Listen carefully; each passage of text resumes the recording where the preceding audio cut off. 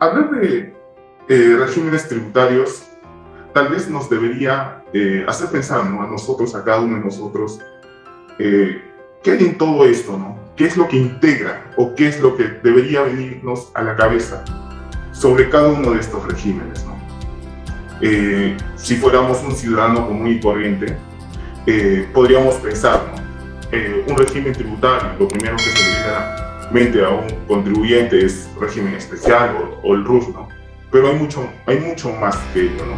Inclusive para ello podemos citar, ¿no?, a un artículo del impuesto a la renta, en el cual nos habla de los contribuyentes, ¿no? Este es el artículo 14, ¿no?, en el cual nos habla, como algunos contribuyentes nos mencionan, ¿no?, que van a ser contribuyentes, personas naturales. ¿Quiénes van a ser estas personas naturales? Van a ser cualquier persona, ¿no?, que actúe a nombre propio, ¿no?, a nombre propio. Ahora, también nos menciona algunos ejemplos más: sucesiones indivisas, sucesiones conyugales, y etcétera, ¿no? Inclusive nos mencionan las propias personas jurídicas, ¿no? Ahora, hablando un poco de las sucesiones indivisas. ¿Quiénes son las sucesiones indivisas? Son personas que dejaron de existir, que tributaban y que no se llegó a finalizar, ¿no? Finalizar o determinar en qué situación va a quedar esta empresa, ¿no? Y ahora, ¿en qué tramos se suele solucionar esta situación? Entre uno, tenemos una lectura de testamento, y otra, si no hubiera testamento, por medio de una sucesión intestada, ¿no?, donde se deja constancia de la repartición de todos estos bienes. Y las sociedades conyugales, propiamente dichas, son las personas casadas, ¿no? Bien. La dinámica de por qué es necesario mencionar cada uno de estos regímenes para llegar al punto de un declara fácil o un formulario 621 es que nosotros tenemos que estar conscientes en qué situación vamos a estar a la hora de enviar estos formularios, ¿no?, o presentar esta declaración, porque tenemos que tener en cuenta que es una manifestación expresa de una operación que una empresa va a tener, ¿no?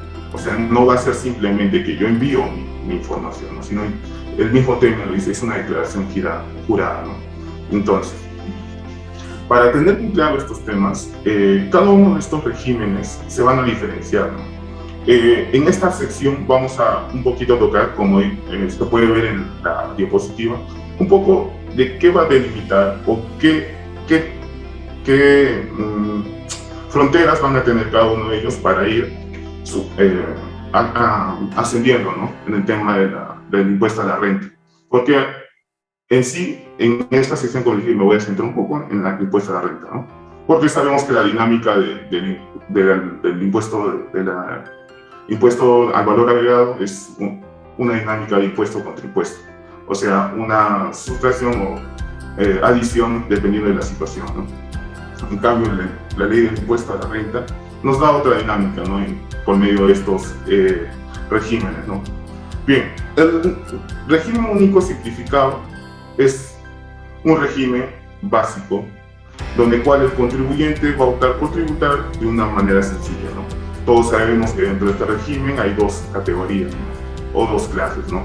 Pero la manera en que uno va a dejar de ser un régimen único simplificado va a ser cuando este contribuyente, ¿no?, va a superar sus ingresos, ¿no? Como podemos ver que son 96.000 soles anuales, lo cual también va de la mano, bicondicionalmente hablando, mensualmente, ¿no? Porque mensualmente esto se traduce como 8.000 soles. La persona que esté en el régimen único simplificado no va a poder exceder este monto mensualmente.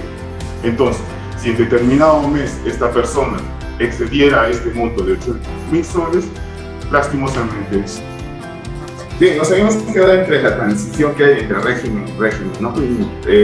Como hemos dicho, el RUS tiene un tope de 96.000 soles con una condición más, que no exceda los 8.000 mensualmente, ¿no? Y lógicamente entre los 12 meses de estos 8.000 hacen los 96.000. El siguiente régimen es el régimen especial, el cual su tope anual es de 525.000. Para luego poder transitar este régimen a un régimen relativamente más grande, ¿no? A comparación de los dos anteriores, que es el régimen límite tributario, ¿no?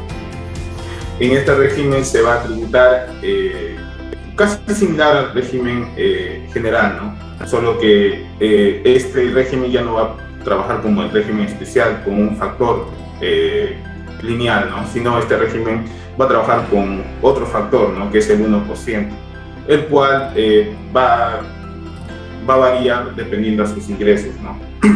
Bien, el régimen general ya todos sabemos cómo tributa, es igual, ¿no? Es el 1.5 o el coeficiente, ¿no? En cuestión del impuesto a la renta. Y lo que es el IGB, hasta el régimen especial, partiendo de arriba, todos tributan de la misma manera, impuesto contra impuesto. Bien, vamos a pasar a la siguiente PPT y me avisen si se ve.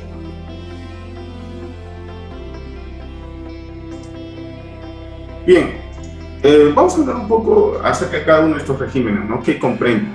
¿Por qué es necesario? Porque vamos a suponer que ustedes van a tener una situación X en la cual tengan que designar a qué régimen ustedes van a tener que acogerse. Si nos planteamos en el foco, que es el formulario 621, vamos a saber si vamos a hacer o no hacer dicho formulario, si estamos en la obligación de presentar o no presentar dicha obligación. Entonces, para ello necesitamos saber qué regímenes o qué comprenden estos regímenes, ¿no? Bien, el nuevo régimen único simplificado es un régimen dedicado a los pequeños negocios. La misma plataforma de SUNAT nos ofrece, ¿no? Estos ejemplos, que es el pequeño negocio como bodega, puesto de mercado, una zapatería, un bazar, un restaurante, aunque nuestra labor como profesionales sería evaluar, ¿no? Si es que estos sectores o estos negocios son adecuados, ¿no? Para determinada actividad económica, ¿no? Por ejemplo, vemos que los restaurantes tal vez no le convendría tributar como otros, ¿no? Habría que analizar la situación, pero en los demás, si se dan cuenta, vienen a hacer actividades comerciales que se destinan exclusivamente a consumidores finales. ¿Y por quiénes viene representado el tema de los consumidores finales? Pues todas las personas, ¿no? Que hacemos uso y disfrute de este producto, ¿no? Ya sea un servicio o un producto, ¿no? En caso de un puesto de mercado, cuando nosotros vamos a abastecernos, ¿no? De un determinado producto. Entonces nosotros vamos a ser los que hacemos el uso y disfrute. Por ahí tienen una pequeña precisión, ¿no? Sobre cómo pueden ustedes distinguir si estamos ante un negocio que puede estar bien enfocado o bien seccionado en RUS o necesite un traslado. ¿Por qué? ¿Por qué les hago esta precisión? Porque en el caso de un restaurante, ¿qué pasa con un restaurante?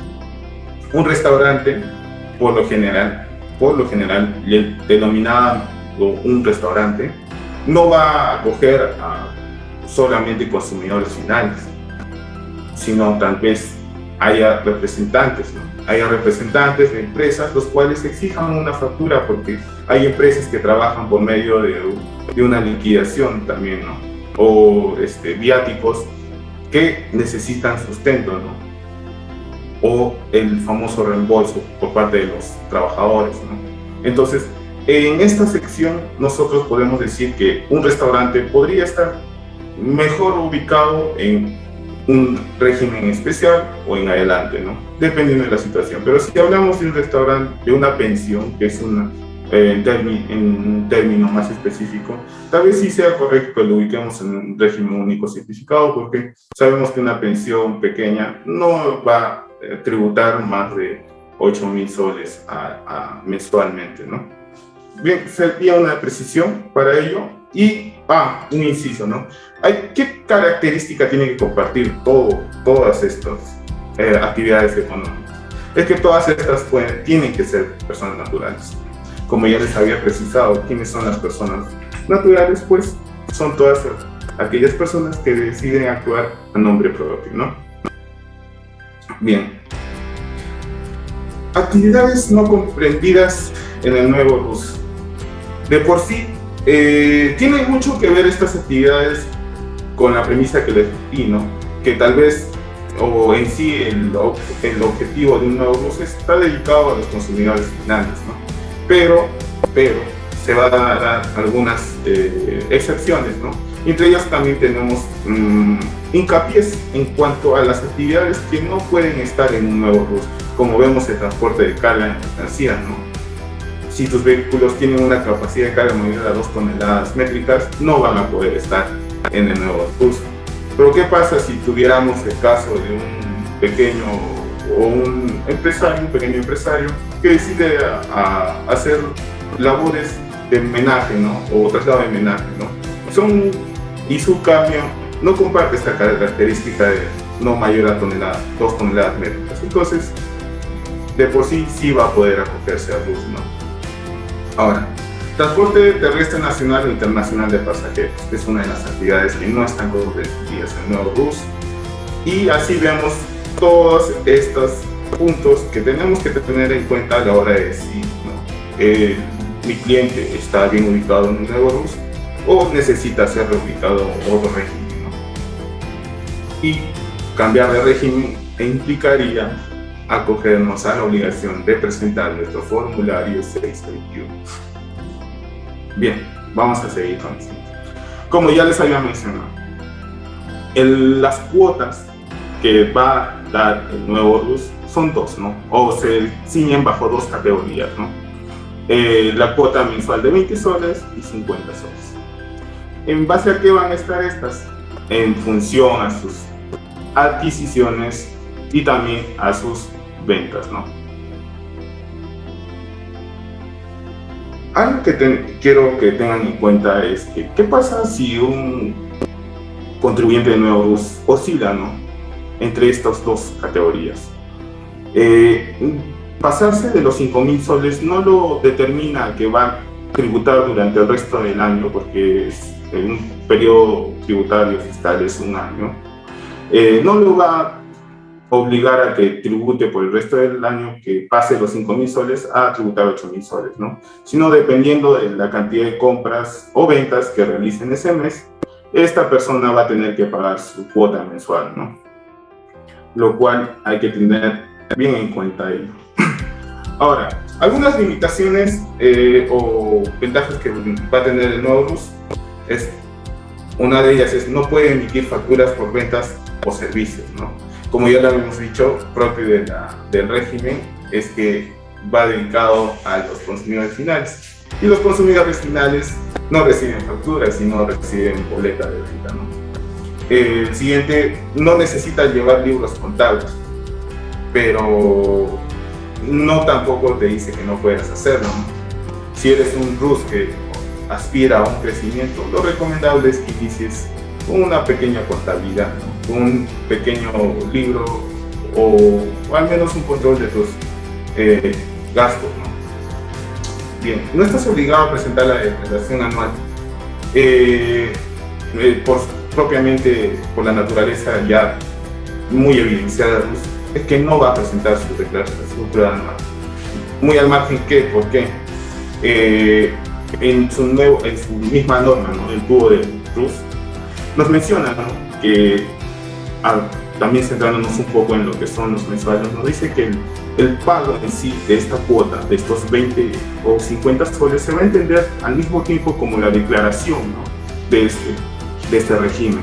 Entonces podemos decir que son indivisibles esas dos situaciones solo para este régimen, ¿no? Su pago implica su declaración de sus tributos. Bien, solo debes hacer un pago único mensual por dinero vamos. El nuevo RUS, al igual que los otros regímenes, cabe mencionar que los otros regímenes publican la SUNAT para estos cronogramas, ¿no?, en los cuales también el RUS no está exento de cumplirlo, ¿no? Entonces, antes de su fecha o vencimiento, la persona que esté en el RUS se va a tener que acercar a un banco o a un agente, ¿no?, con su respectiva guía o con su respectiva información, donde él precise sus compras y sus ventas, ¿no? Sabemos que el nuevo RUS puede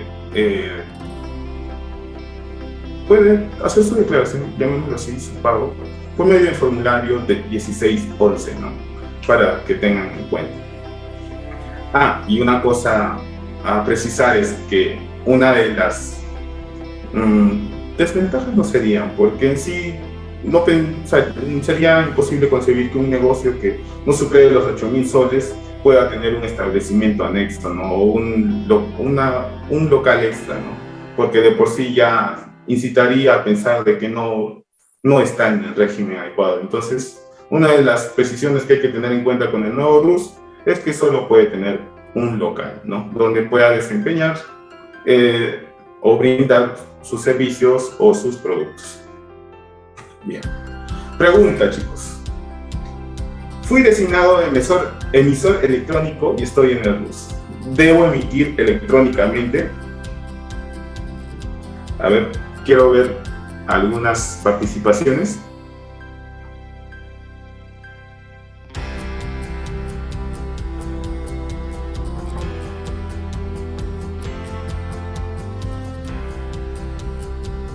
Bueno, bien, como se ve en la diapositiva, pues sí, ¿no? Un nuevo RUS que sea designado emisor electrónico va a tener que hacerlo sus emisiones de comprobantes electrónicamente. Vamos a pasar al siguiente régimen. El régimen especial. A ver, quiero ver esto.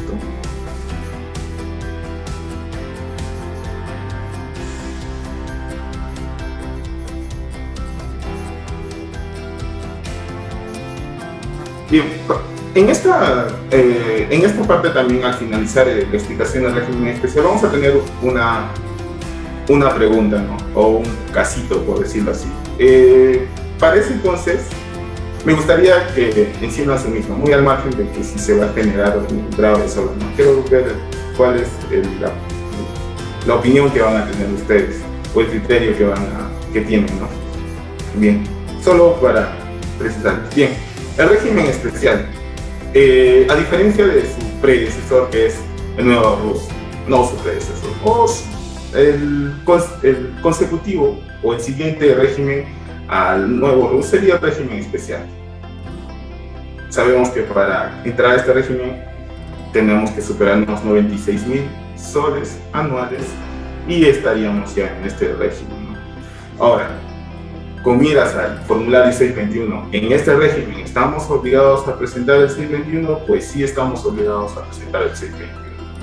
¿Por qué? Por las actividades que comprenden, ¿no? O por propiamente el régimen que es el régimen especial, ¿no? Ahora, ¿quiénes están o integran este régimen? Las personas naturales con negocio y las personas jurídicas. Ahora, ¿qué actividades pueden desempeñar estas personas, ¿no? Naturales con negocio o personas jurídicas? Pueden desempeñar actividades de comercio, industria y actividades de servicios.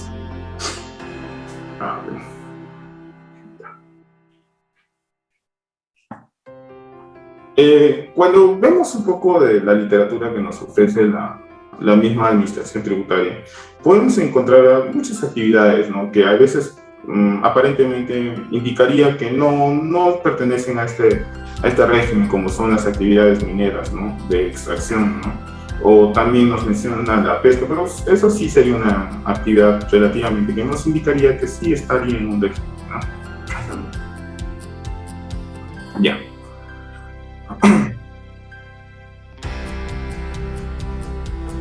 Y lo que es la industria, sabemos que la industria se dedica más que todo tal vez a procesar, ¿no? A generar las remanentes por medio de procesos, ¿no?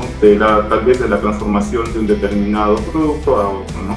Por medio de X actividades que pueden haber. Y las actividades de servicios son aquellas que, como dice el término mismo, ¿no? Son actividades de servicio en la cual una empresa o una persona va a hacer un determinado hecho, el cual va a tener un valor bajo un demandante, ¿no?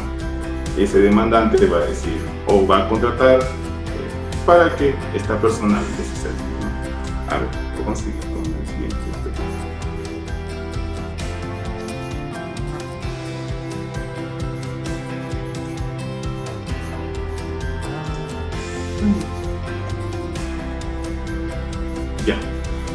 Actividades no comprendidas en el régimen especial. Bien, una de las actividades que no pueden estar en el régimen especial es el sector construcción, ¿no? También encontramos, al igual que en Nuevo Rus, al transporte de carga en mercancías de los que tienen una capacidad de carga igual mayor a 2 toneladas métricas, ¿no? Y lo mismo podríamos citar el mismo ejemplo anterior, ¿no? Acerca de un transporte, ¿no? Siempre y cuando no superen las 2 toneladas métricas, ¿no? Transporte terrestre nacional e internacional de pasajeros. Organizar cualquier tipo de espectáculo público, negocios de casinos, tragamonedas y otros de la naturaleza similar. Creo que de esta sección el más conocido, el que no podría estar en ninguno de los regímenes, es este punto, ¿no? Sabemos que los casinos, los tragamonedas, de por sí ya están ubicándose en regímenes superiores, ¿no? Que vendría a ser el régimen general, ¿no? También tenemos la agencia de viaje, propaganda y o publicidad, actividades médicos y odontólogos. Sobre este punto, alguna vez preguntaron, ¿no? Acerca de por qué no podían brindar, ¿no? Tal vez un contador o un médico, un odontólogo, sus servicios por medio de uno de estos regímenes, ¿no? Del RUS o el RER, ¿no? Y la respuesta es que, conceptualmente hablando, nos dice que estos regímenes va a ser por el desempeño de un oficio, ¿no? Propiamente dicho. Y en cambio, estas son actividades por personas que tienen una condición diferente, ¿no? Ya son profesionales, ya son doctores, X títulos, ¿no? Que no son similares a ejercer un oficio, ¿no? De por sí ser albañil o un gasitero, ¿no? Son diferentes situaciones. Y ahí es donde encontramos un detalle de terminología, ¿no? Bien, también algunas actividades exceptuadas, nos dice actividades veterinarias, actividades jurídicas, que comparten, como les dije, el tema, el concepto, ¿no? Son actividades ejercidas por profesionales, ¿no? Por personas que ya tienen un cierto grado. Y actividades de contabilidad, nosotros. Vamos con el siguiente. A ver, algunas consideraciones que tenemos que tener para que nuestros contribuyentes del régimen especial tributen es que sus ingresos anuales no deben superar los 525.000 soles. Ahora, ¿qué pasa si es que ¿en qué manera esto afectaría a nuestro declarafácil a nuestro formulario 621?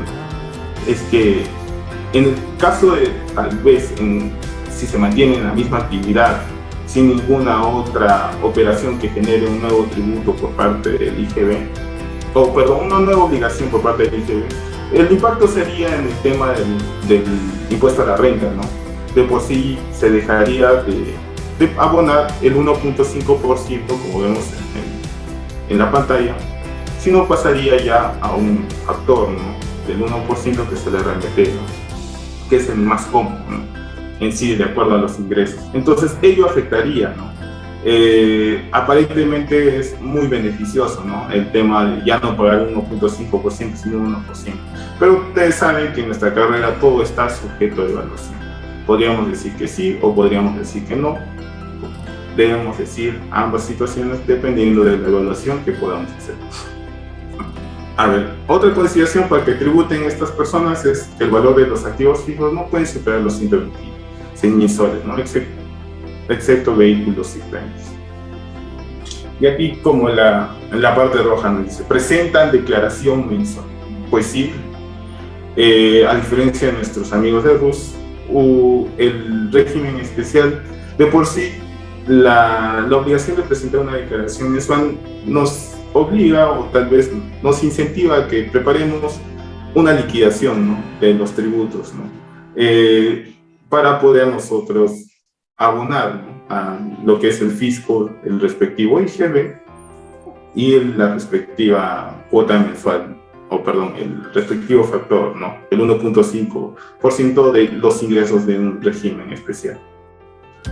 Ahora, ¿qué viene de la mano estar en el régimen especial? Es que un régimen, a comparación de nuevos que no tenía la obligación de llevar ningún libro contable, este sí va a tener, ¿no? Que es el registro de ventas y el registro de compras. El régimen especial va a tener que tener estos dos libros, ¿no? Ahora, sobre las comprobantes que pueden emitir, un régimen especial va a tener que emitir sus facturas, no que tiene, sino se le puede exigir, ¿no? De por sí, porque toda la intención de cualquier, o la intención de incidir del impuesto a las ganancias es que todos tributemos, ¿no? Como tales, como empresas, ¿no? Entonces, para ello que he creado la factura, ¿no? Las boletas, los tickets, notas de BIN, notas de crédito, ¿no? Todos estos van a ser destinados de acuerdo a petición de la persona con la que se haga la transacción, ¿no? Si eres una empresa y estás contratando o estás comprando productos en un régimen especial, le vas a exigir factura, ¿no? Por el hecho de que quieres usar o quieres aprovechar un crédito fiscal, ¿no? Si eres consumidor final y solo quieres tal vez transitar tu aporte, que es el 18%, al fisco, entonces vas a pedir tu boleta, ¿no? Por medio de la boleta, tú pagas tu IGB y ya el responsable se encarga de pagar o transitar este impuesto al Estado, ¿no? Y los tickets, ¿no? Tickets, notas de débito y notas de crédito. Bien. Preguntas. Ahora sí. Esta es la parte donde les dije. A ver. Por el periodo 2021, una empresa del régimen RMT, régimen IP tributario, declaró pérdida. En el 2022, dicha empresa se pasa al régimen especial. Puede arrastrar esas pérdidas de renta anual 2021 para el ejercicio 2022, siendo ahora régimen especial. ¿Qué dicen ustedes, chicos? Antes de responder o mostrar la respuesta en la presentación, hay que tener en cuenta, ¿no? El régimen IP tributario hace una declaración anual, ¿no? En la cual, dependiendo de la actividad o del resultado, va a tener ganancia o pérdida, ¿no? En la ley del impuesto a la renta nos plantea, ¿no? Que estas pérdidas podemos nosotros arrastrarlas al siguiente periodo, ¿no? Al siguiente periodo bajo los datos forman, ¿no? Tipo A y tipo B, ¿no? Dependiendo, pero en fin, el hecho es que podemos arrastrar, ¿no? Estas pérdidas. Ahora, en el caso presente, ¿qué pasa? Nos dice que es un régimen, un RMT, que se pasa al régimen especial. Entonces, dentro de la misma norma nos menciona, ¿no? O nos hace hincapié, inclusive nos hace punto específico, y la respuesta por ello sería que, a ver, pues, que no, el que haya respondido no está en lo correcto. Porque en el inciso B del artículo 121 de la ley de impuesto a la renta nos dice: perderán el derecho al arrastre de las pérdidas tributarias al que se refiere el artículo 50 de la ley. Ahora, ¿a quiénes se refiere esto? A aquellas personas que decidieron acogerse al régimen especial pasando de regímenes superiores, ¿no? Entonces, no. Debo suponer que en la mente de la persona que hizo esta pregunta estaba en que, tal vez por medio de su declaración mensual, quería llevar este arrastre como un saldo, ¿no? Un saldo a favor, el cual no puede ser compensado, y expresamente nos dice la norma que no. Bien, vamos a pasar a la siguiente. El régimen MIPE tributario. ¿Qué tenemos que entender por el régimen MIPE tributario? Bien, en este régimen en sí no hay una limitación más que por los ingresos que ya les mencioné, que son las 1.700 UITs, ¿no? Cualquier actividad, comercio o servicio puede acogerse a este régimen, ¿no? Y de por sí, al ser uno de los regímenes más grandes que tiene la ley de impuesto a la renta, es que sí tenemos la obligación de presentar nuestro formulario 621. Entonces, ¿qué es el régimen MIPE tributario? Este régimen está orientado para las medianas y pequeñas empresas, ¿no? Como el nombre dice, MIPE tributario, ¿no? Puede ser o pueden acogerse personas naturales, personas jurídicas, sucesiones indivisas y sociedades conyugales. Cualquiera de estas personas pueden tributar en el régimen MIPE tributario, ¿no? ¿Qué pasa en este régimen tributario? Mayormente en el tema de lo que es, hablando tributariamente, no hay muchas dudas sobre el régimen, ¿no? Porque sabemos que por medio de la declaración anual se tributa en lo que es renta y por medio de las declaraciones mensuales se hace el respectivo pago del IGB, ¿no? Más que todo, preguntas relacionadas al RMT nacen en el tema laboral, ¿no?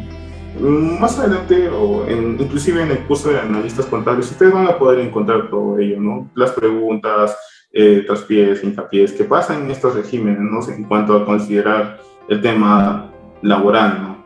Con estos regímenes, porque a veces, muchas veces las personas, los contribuyentes más que todo, suelen confundir mucho, ¿no? El tema laboral, ¿no? Tal vez sea por la similitud en los nombres entre una microempresa, una pequeña empresa o una gran empresa, ¿no? Con el régimen tributario, que es el régimen MIPE tributario.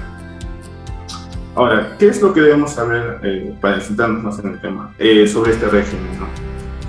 Es quienes no están comprendidos en el régimen MIPE tributario. Como hemos mostrado en la PPT inicial, son todas esas personas las que hayan superado las 1.700 UITs en el año anterior. Siempre en la tributación de por sí que llevamos, siempre toman como referencia en periodos anteriores, ¿no? Para considerar una nueva obligación. Inclusive vemos que emitir o ser obligados a presentar libros electrónicos también conlleva eso, no toma de referencia a periodos anteriores. Y el régimen MIPE tributario no está exento también, ¿no? Y nos menciona ahí, ¿no? Que no pueden estar aquellos que hayan superado los 1.700 UITs en el año anterior.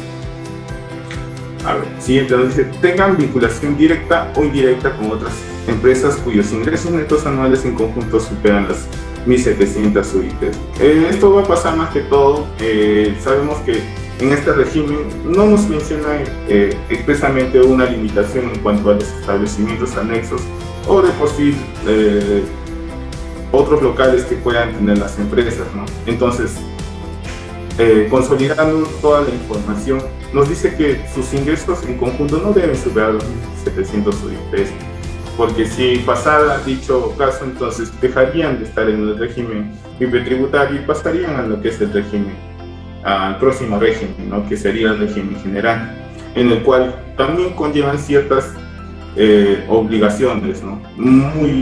Con más responsabilidad que tiene el RMT, ¿no? De por sí.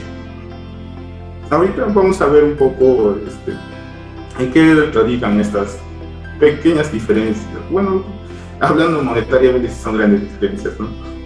Pero en cuanto a obligaciones, o si lo leemos textualmente, no pareciese dar mucho cambio, ¿no? Pero nosotros que sí ejercemos la profesión, sí sabemos lo que implica, ¿no? La responsabilidad de todo ello. A ver.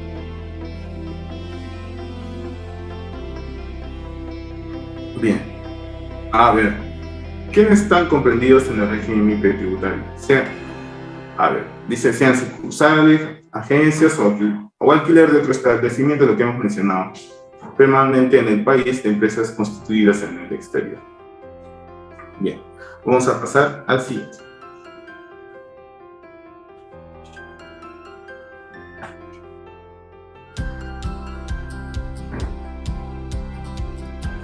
Tasas del impuesto a la renta en cuanto al régimen MIPE tributario. Para el régimen MIPE tributario se tienen las siguientes tasas. Como les mencioné, si queremos presentar un formulario 621, tenemos que tener en cuenta estas tasas, ¿no? Porque ya va a ser el monto que nosotros vamos a abonar a SUNAT, ¿no? A cada fin de mes. En el caso del IGB, ya sabemos, el 18%, y el impuesto a la renta para este régimen está en base a sus ingresos netos, ¿no? Nos dice hasta los 300 UITs el régimen MIPE tributario va a pagar solo el 1%, ¿no? de todos los ingresos que haya tenido en ese periodo mensual, ¿no? Si en enero yo tuve 5.000 soles, en base a esos 5.000 soles yo voy a multiplicar el 1% y voy a pagar el impuesto, ¿no? Hay algo peculiar con el régimen MIPE tributario, ¿no? ¿Qué pasa si en determinado mes del año yo supero estos 300 UITs, ¿no? Entonces voy a tener que usar, como me mencioné en la diapositiva, el coeficiente o el 1.5%. ¿Y cómo determino ambos casos? O cuál voy a tomar en mayor, ¿no? La norma. Pero ¿qué pasa para el siguiente año?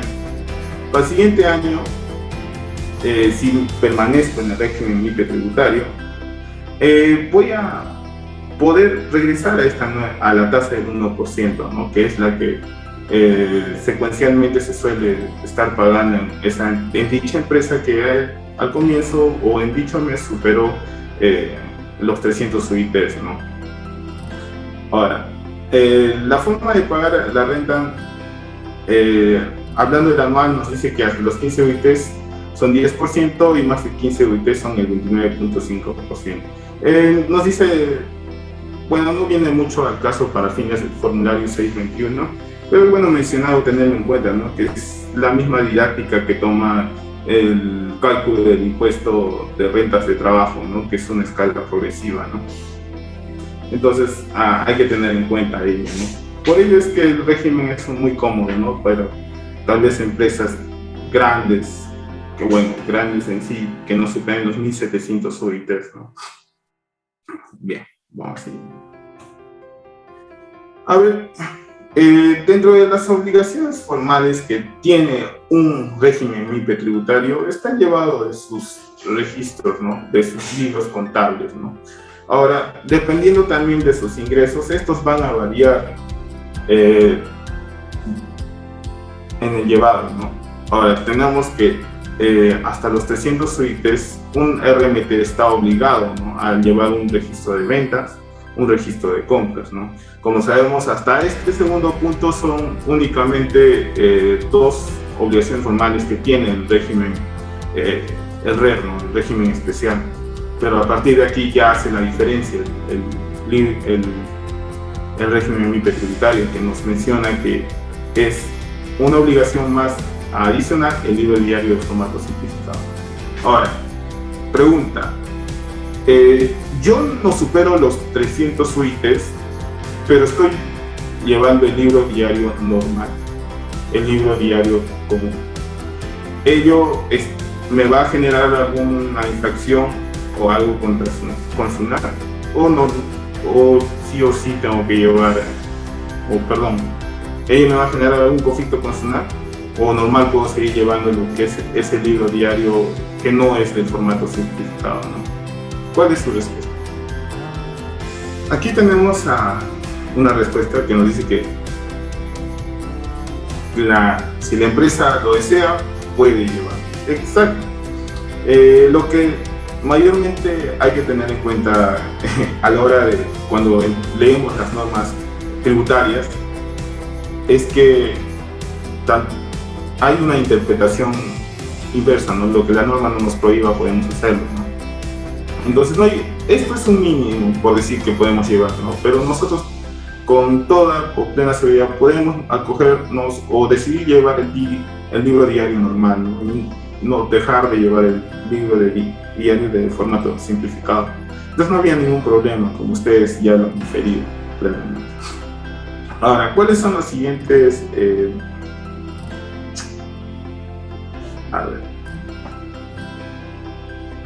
Los siguientes tramos. Ahora nos dice, los ingresos de 300 UITs a 500 UITs ya se le agregan, ¿no? Miren, ahí ya se nos menciona de por sí el libro diario, como hemos dicho que también lo puede llevar, ¿no?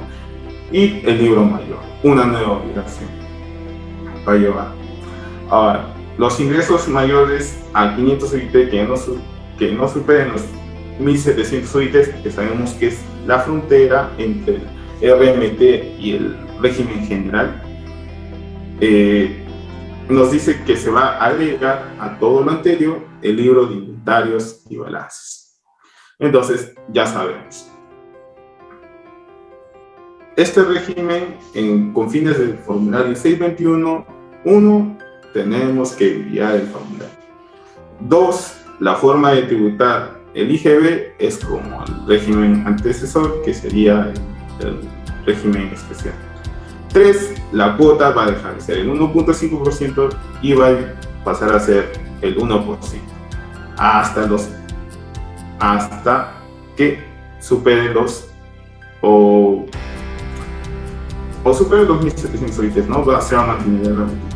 Ya sabemos todas estas consideraciones del RMT y ahora vamos a pasar a lo que es el régimen general. El régimen general, este es nuestro astro rey de la tributación en nuestro país, ¿no? El régimen general. ¿Qué nos dice el régimen general? Comprende a todos los contribuyentes, sean personas naturales y personas jurídicas que generan rentas de tercera categoría. Cabe mencionar que las rentas de tercera categoría en sí son todos, ¿no?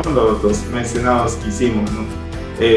Porque sabemos que las rentas en sí se dividen, ¿no? En rentas de primera y segunda, y están también las de cuarta y quinta, ¿no? Que son las rentas de trabajo. Las primeras, la primera es conocida como renta de capital, ¿no? Y así vamos, ¿no? Y en sí las rentas empresariales son las rentas de tercera categoría, ¿no? Es una pequeña precisión que se quiere hacer a la hora de distinguirlas, ¿no? A ver, ¿qué nos dice? No tiene limitaciones por cantidad de ingresos. Pues no. O tipo de actividades, por lo que aquí se ubicarán todos los contribuyentes que no cumplen las condiciones o requisitos para estar en el nuevo RUS, régimen especial o régimen tributario. En los anteriores regímenes hemos visto que en el nuevo RUS y en el régimen especial eran actividades las cuales no se podían ubicar en estas, ¿no? Y por parte del régimen tributario, simplemente la condición que para estar en este régimen era no exceder, ¿no? Las 1.700 UITs, ¿no? Porque si no cumpliesen todas sus condiciones propias de cada régimen, se vendría para lo que es el régimen general. Ahora, ¿cómo se va a tributar en el régimen general? Pues en el IGB se maneja igual que los anteriores regímenes. El impuesto a la renta se va a manejar de manera similar al régimen MIPE tributario, ¿no? Ahora, ¿dónde se van a diferenciar más que todo del régimen MIPE tributario? Más que todo es en los pagos a cuenta y en la renta en sí anual, ¿no? En caso del RMT vimos, ¿no? Que si no superaba o si superaba los 300 UITs, se iba a coger de alguna manera algo similar que nos ofrece a los pagos a cuenta mensuales del régimen general, ¿no? Que nos indica que es coeficiente o el 1.5%, el mayor, ¿no? Entonces, en el régimen general, como primera forma, o lo que primero que debemos concebir es que es esto, ¿no? Tiene que ser el coeficiente del 1.5%. El impuesto a la renta anual es el 29.5%. No tiene una escala progresiva como lo tiene el régimen MIPE tributario, ¿no?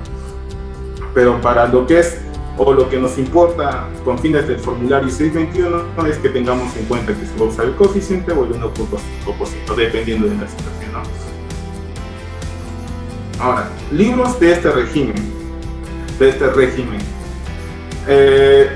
Al igual que el MIPE tributario, tienen los mismos segmentos en cuanto a los tramos, ¿no? El tramo de hasta los 300 UITs comprenden lo mismo, ¿no? Que inclusive menciona o tiene la misma prescripción, ¿no? En cuanto a la obligación de llevar los libros contables, ¿no? El registro de ventas, el registro de compras, el libro diario de formato simplificado, ¿no? Donde vamos a ver en sí una diferencia de este régimen es cuando se superan los 1.700 UITs, ¿no? Ahí ya se nos presentan muchos más libros o que estamos obligados a llevar, ¿no? Bien, Bien chicos, ¿tienen alguna duda hasta acá sobre los regímenes?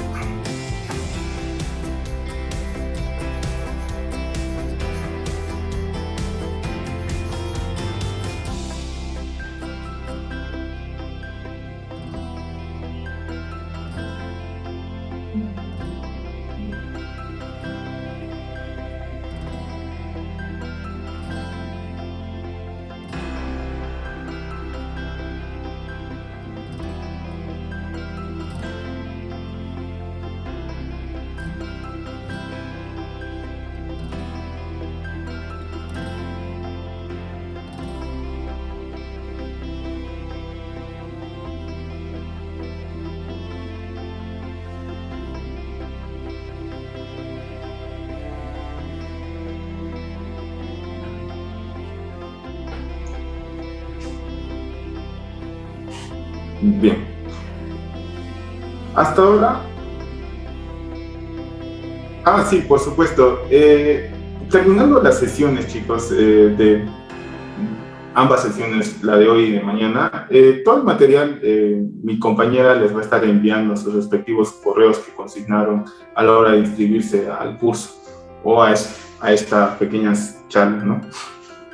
No se preocupen, porque en sí se va a ver un poco de materiales anexos, unos extras también se va a estar manejando, todo bien.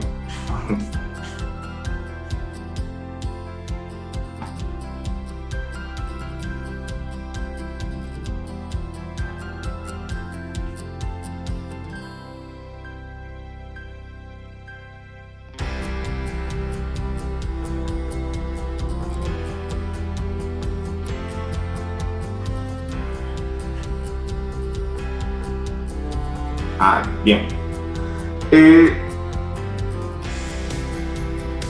Sobre este tema, lo entendí más sobre la vinculación indirecta o indirecta, es sobre la participación de acciones que en sí tienen las empresas, otras empresas, perdón, sobre por decir, ¿no? Una empresa X tiene acciones de mi empresa Y, ¿no? Entonces, ahí hay una vinculación indirecta, ¿no?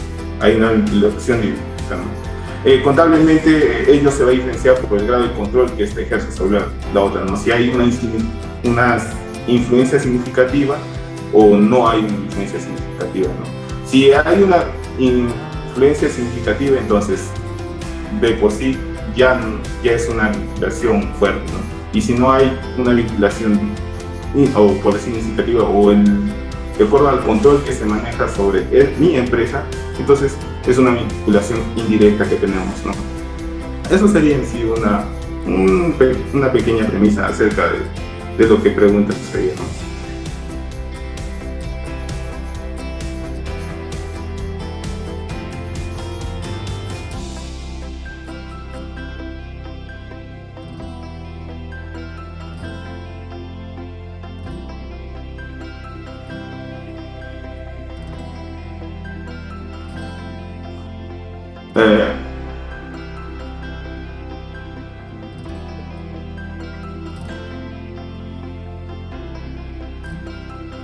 Bien, respondiendo a tu pregunta, Leslie, podemos pensar a priori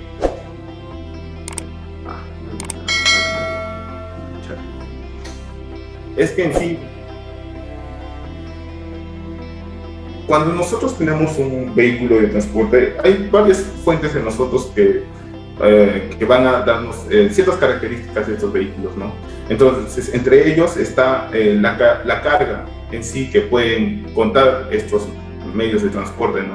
Entonces, de acuerdo a esa información que el dueño de ese vehículo tiene, nosotros vamos a determinar si este cumple o no con esta limitación que son 2 toneladas, ¿no? De ahí es donde vamos a sacar la fuente, ¿no? Por considerar. Ahora, si lo llamamos carga bruta, carga neta, con chasis o sin chasis, no estamos hablando en sí del peso del vehículo, ¿no? Sino de la carga en sí que puede transportar, ¿no?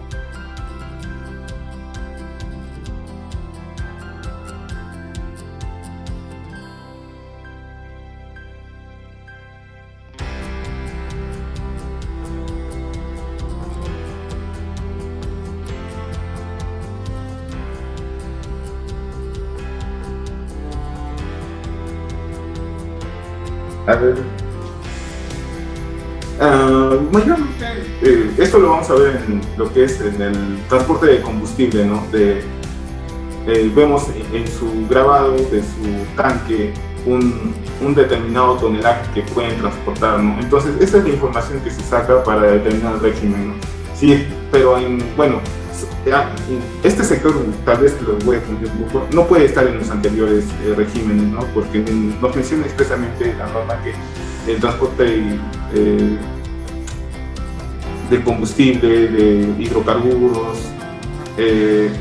y otros elementos más de la norma no pueden ser parte de los regímenes pequeños, ¿no? Que es el nuevo bus, ¿no? Entonces, pero a manera de ejemplo te puedo decir que en caso de estos vehículos sí nos menciona una carga, ¿no? Que pueden tener, que es el tonelaje, ¿no? Entonces los vehículos pequeños deben tener la misma característica, ¿no?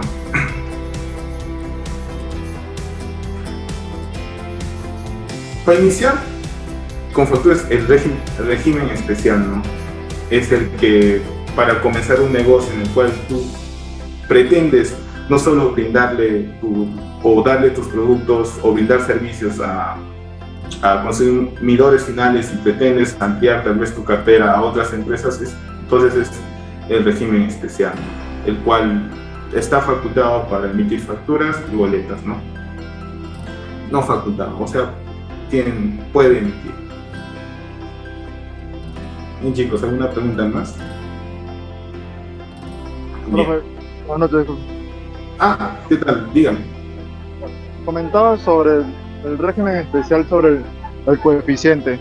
¿Eso cómo se cumple si es que, bueno, una empresa se constituye en el régimen especial y al momento de generarle la declaración de sus impuestos por el formulario C21 de SUNAT, automáticamente te calcula el importe del 1.5%? Ya. Muy bien. Veo que en el transcurso hubo una confusión, ¿no? El RMT y el régimen general van a ser los únicos regímenes que pueden o van a tener la situación de usar un coeficiente o el 1.5%. Lo que es el régimen especial sí tiene una tasa fija que es un 1.5%. Ahora, el formulario virtual de por sí te va a calcular, en el caso del régimen especial, el 1.5% porque es la manera en que ellos tributan la renta. En el caso del RMT, cuando tú superes las 300 UITs en determinado mes, entonces ahí se te va a habilitar la opción, ¿no? Automáticamente el formulario virtual jala, ¿no?, toda la información que has ido declarando y se te va a habilitar esa opción en la cual tú vas a decidir optar o, bueno, del coeficiente que tú calcules, porque, bueno, este tema más que todo tiene que ver con la declaración anual, ¿no? Porque hay que tener en cuenta que los ingresos tampoco son iguales a las ventas, ¿no?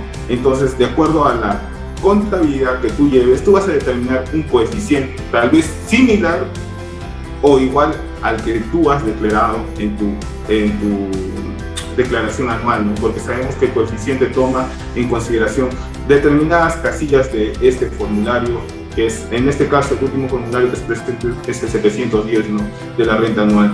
Toma, ¿no?, o para el siguiente año tomaría como base estas determinadas casillas, ¿no?, que son los ingresos brutos contra el impuesto calculado, ¿no? De ahí sale un coeficiente. Ahora, lo que tú me preguntas es, el formulario 621 determina automáticamente. Sí, determina automáticamente. En el caso del régimen especial, sí, porque tiene un porcentaje de pagos del 1.5%. En el régimen IPE tributario, te digo, sí, también efectivamente te va a calcular el 1%, que es su tasa mínima, ¿no?, que te permite o te da ese beneficio del régimen de pagar sobre el 1%, ¿no?, hasta los 300 UITs, ¿no?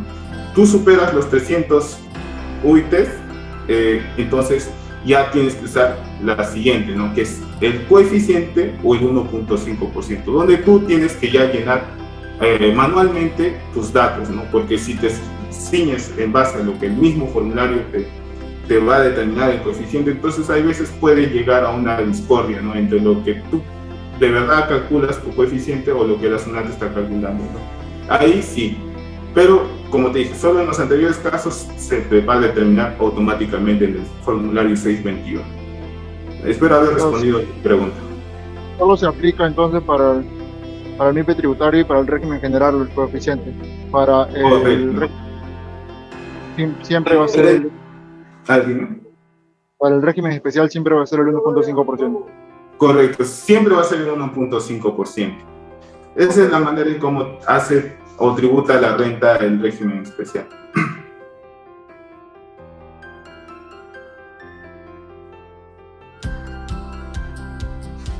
Bien, ¿alguna pregunta más, chicos? A ver, vamos a leer el chat.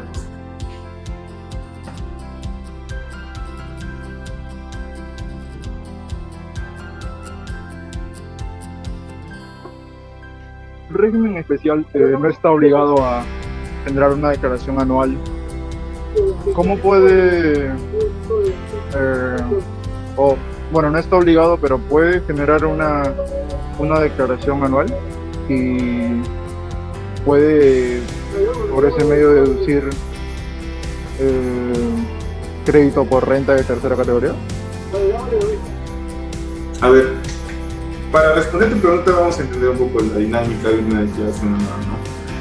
Indudablemente no voy a evitar lo que son los temas contables en esta pequeña explicación, ¿no? Porque sabemos que la determinación del impuesto a la renta está muy ligado a lo que es la parte contable, ¿no? Donde la parte contable vemos que nuestro resultado va a ser o va a fluir por medio de adiciones y sustracciones, ¿no? Ahora, ¿qué va a determinar nuestro monto o nuestro comienzo de una declaración anual? Va a ser nuestros ingresos, ¿no?